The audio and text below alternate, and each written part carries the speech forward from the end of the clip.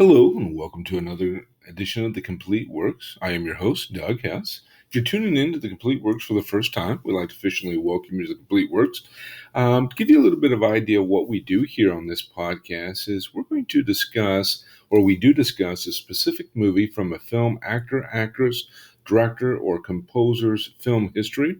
Currently, we're working our way through the Nicolas Cage films. And in this episode of The Complete Works, I'm going to be discussing the movie Mom and Dad, a 2017 release starring Nicolas Cage.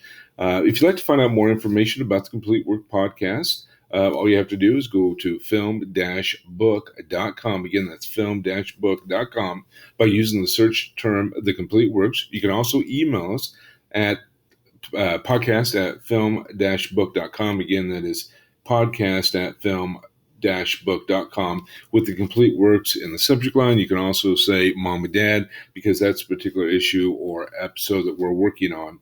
If you like what you hear on the podcast, we would encourage you to go ahead and hit the submission button or subscribe. And what's going to happen is every time there's a new podcast out there and available, it's automatically going to be sent into your inbox, ready for you to listen to our next episode of The Complete Works on that. Okay.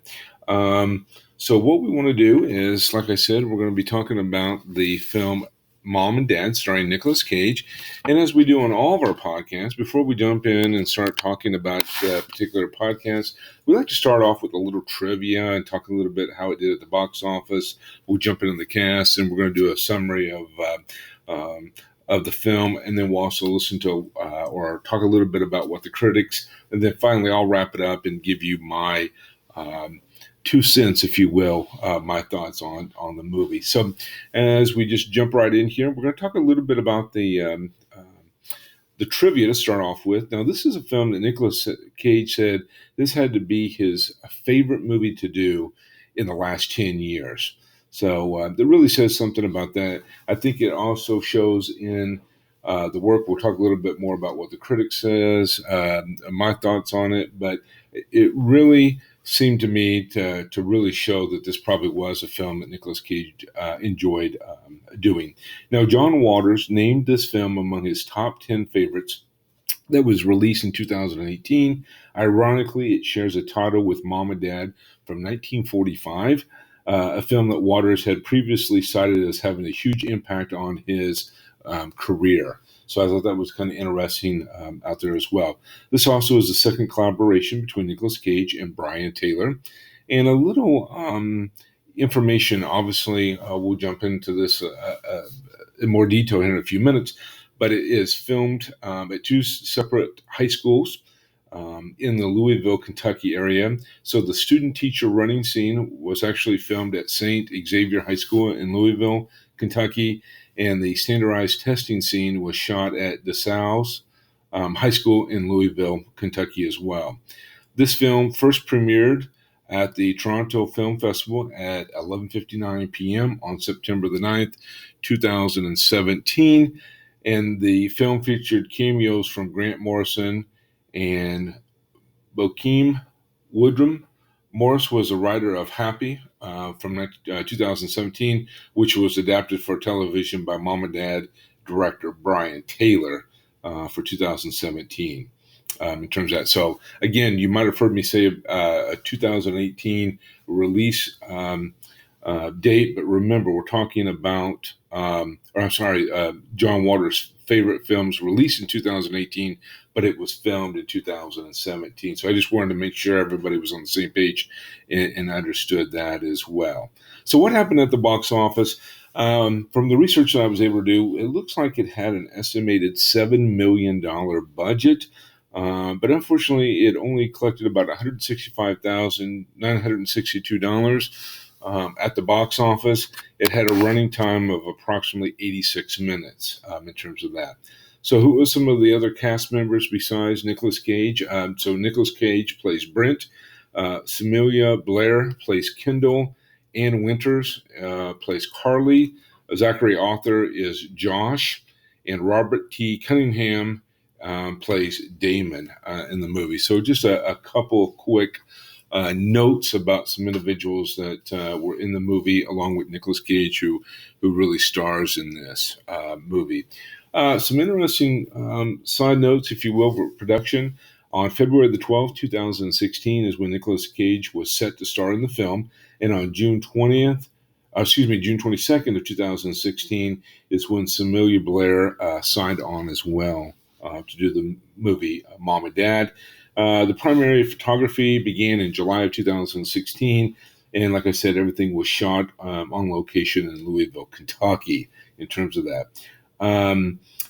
Some other things to know about the film. We said earlier that the film was premiered at the 2017 Toronto International Film Festival on September the 9th, 2017, and it was released theatrically in theaters on January the 19th, 2018 as well. So just kind of a quick side note on that in terms of that. So let's kind of jump into the film itself. Talk a little bit about what was going on in the film Mom and Dad, and we will get started.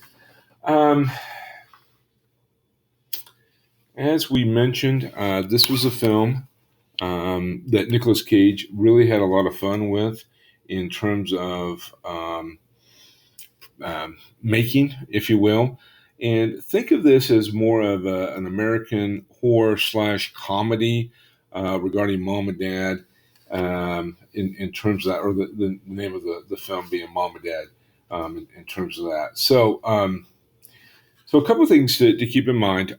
So the film kind of begins or starts out with the mom putting on music for her children as she sets her car on a railroad track and leaves the children in the car to die. And so as you can imagine, kind of a very traumatic way to start a film, but it also really sets the tone of what's going on. So the Ryans are a family of four. So you have Nicolas Cage and Samuel Blair, who is the mom and dad in the film.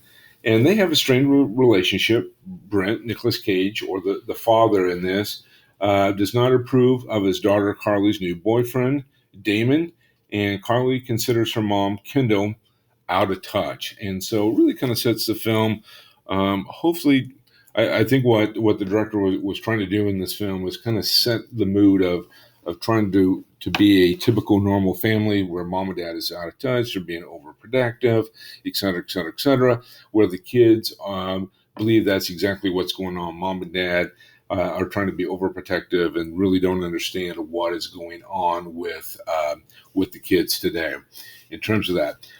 She fights with her younger brother, imagine that, Josh, and she is forced to cancel plans with her boyfriend because of her grandparents are coming in to visit in terms of that.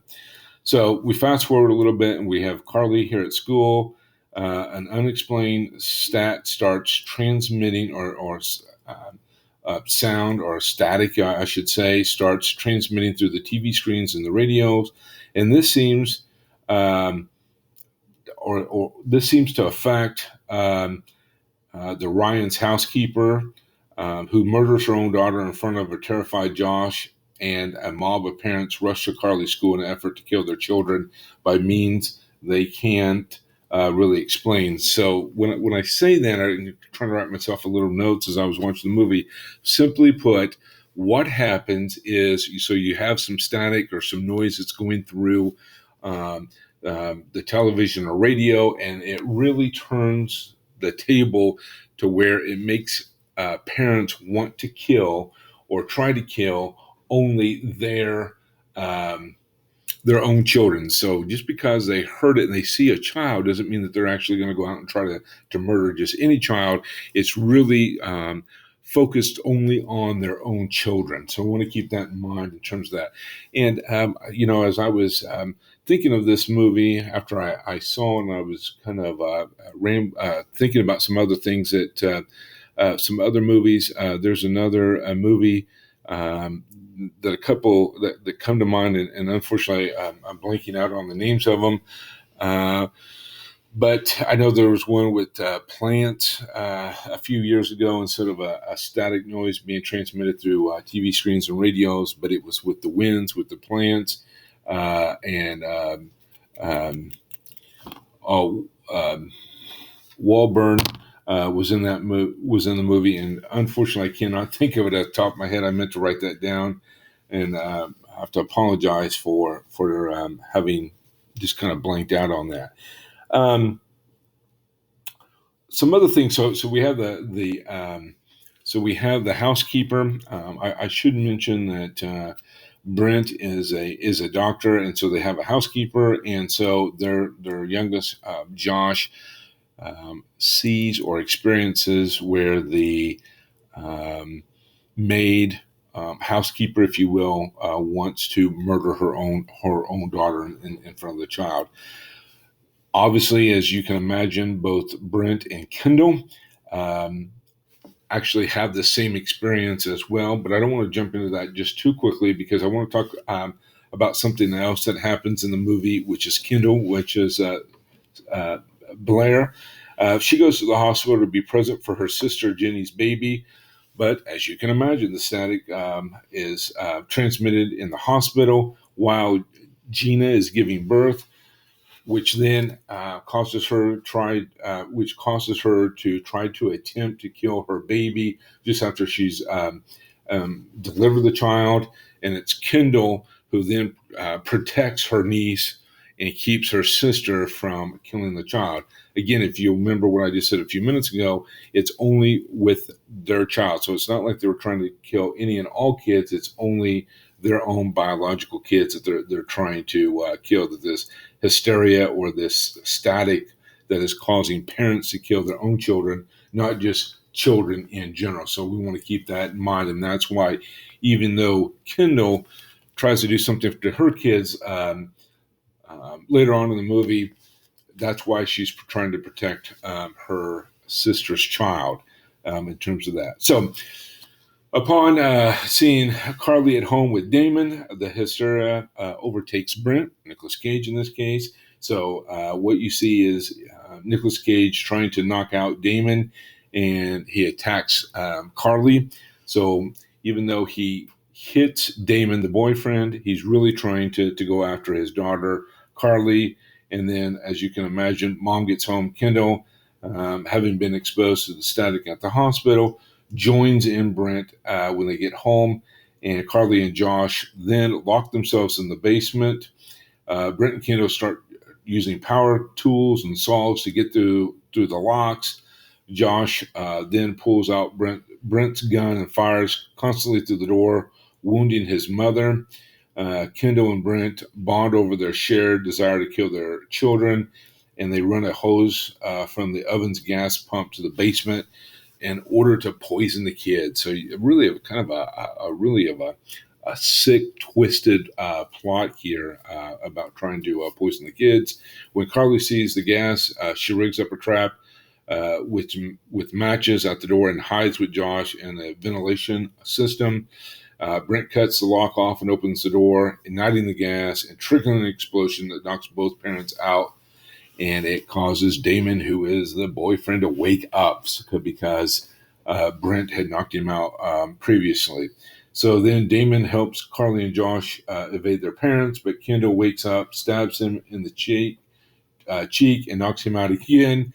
The parents close in on the kids, but are interrupted by a doorbell, which Brent then goes and tries to analyze who's at the door in terms of that.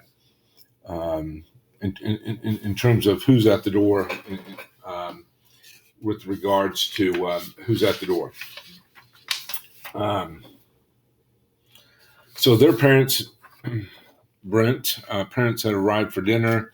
When it opens the door, his mother pepper sprays him and his father stabs him. So remember, I was telling you about the grandparents are coming over for dinner. And so what they do is it's one of those vicious cycles where even though grandma and grandpa is coming, Brent is their child. So there's where the hysteria continues, if you will, in terms of that. So basically, as you can imagine, it's a huge chase along the way where everybody seems to be chasing somebody. So the grandparents are after Brett. Brett is after his own kids in terms of that. So Josh As you can imagine, in order to make the story work, he evades Brent, I'm sorry, I don't know why I keep saying Brett, but it's Brent, who attempts to hide from his father in the garage. Kendall chases Carly and hits her on the head, but Brent's mother attacks her. Brent starts the car and crashes it, killing both of his parents and knocking himself out, while Kendall prepares to finally finish off Carly. But guess who wakes up? Damon knocks her out with a shovel, in terms of that. So Kendall and Brent wake up to find themselves restrained in the basement with Carly, Josh, and Damon watching over them, and they continue to have symptoms of the hysteria. And the kids, as you can imagine, would refuse to let them go because guess what? Mom and Dad just tried to kill me, in terms of that. And so at the end, Kendall tearfully tells the children she loves them. And Brett continues, but sometimes we just want to. And that's exactly how the film ends. Before Brent can finish his last statement, it just kind of ends. And so it kind of leaves you as the audience wondering how the movie ends in terms of that. So that was kind of a quick, dirty view of an 86-minute movie where you can see where it's kind of a cult classic, or it could have a cult following, where there's comedy, horror, tragedy that's unfolding there. What's really interesting is that I think in this movie, and I go back to the original statement that I said with the trivia, where Nicolas Cage said this is maybe the funnest movie he had in the last 10 years. You can kind of see that on the screen, where he is really having a good time. And it's that type of movie where I really personally think that Nicolas Cage gets to kind of be himself, where he has that personality where it really shows on the screen. Now, if we start looking at some of the critics, on average, Rotten Tomatoes gave the film an approval rating of approximately 75%. That was based on 131 reviews, with an average of 6 out of 10 viewers thought that it was really a good movie. Across the board, some other places that I had seen with movie reviews, I would say that really echoes that um, uh, status across the board. Most other critics were giving the film about a 60%, 59, 60% review of the film. And I would have to personally agree that this, at first, I'll be honest with you, when I first read the movie review, because I had not seen this movie previously to reviewing it, I thought we were going to get one of those cheap, quick movies that was basically, and I'm exaggerating here, so I don't want anybody to misunderstand what I'm saying, but basically we're saying that the film was made in a day. It wasn't. I totally understand, but I'm saying just the quality and the way it was described, that it was going to be kind of one of those rush films that was done in a week and packaged and sent out the door. I didn't get the feel for that, or I didn't get that feel for this particular film in terms of that. And so I thought overall that the film was good. I would say out of a scale of 10, I too would give it a 6 for a couple reasons. One, I, I think Nicolas Cage did have fun making this film. It was one of those lighthearted. There was enough suspense slash horror type movie, but it was also just enough to where there was a little bit of a comedy that really gave it that cult following type of feel, where people could kind of look over some of the silliness and or be drawn to that, to make it really one of those films that really worked. So myself, I too would agree that this was kind of a fun, lighthearted movie. It actually was better than I thought going in. I actually thought it was going to be maybe a 2 or a 3 type of movie that I would have labeled it, but instead it was a pleasant surprise, where it was just a fun movie to watch. It was a 6 out of a 10. And, I would encourage you to watch it. especially during the Halloween, as we get ready to enter in October, since we're in October, as we get ready to focus on the Halloween season. I think that would be something to just kind of throw in, spend 86 minutes, and just kind of have a little bit of fun going into the fall, this fall, or any fall in terms of that. So again, 6 out of 10. That was it was an interesting movie. We've seen these type of movies before, but like I said, just having that static, or that the radio static, or the TV static that was triggering parents to attack their children. We've kind of seen that before in a different take with different things, but this was a fresh new look at something that's been kind of repeated before. So 6 out of 10. I would encourage you to check it out. And so that kind of wraps it up for this week on the Complete Works. If you I'd like to thank you for listening to this episode of the Complete Works with Mom and Dad.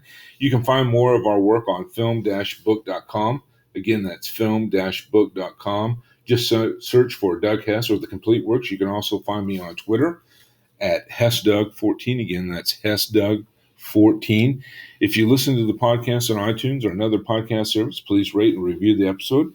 If you're listening to this podcast on our YouTube channel, FilmBook Podcast, please like our video. We'd also encourage you to subscribe to the channel and leave us a comment in the comment section.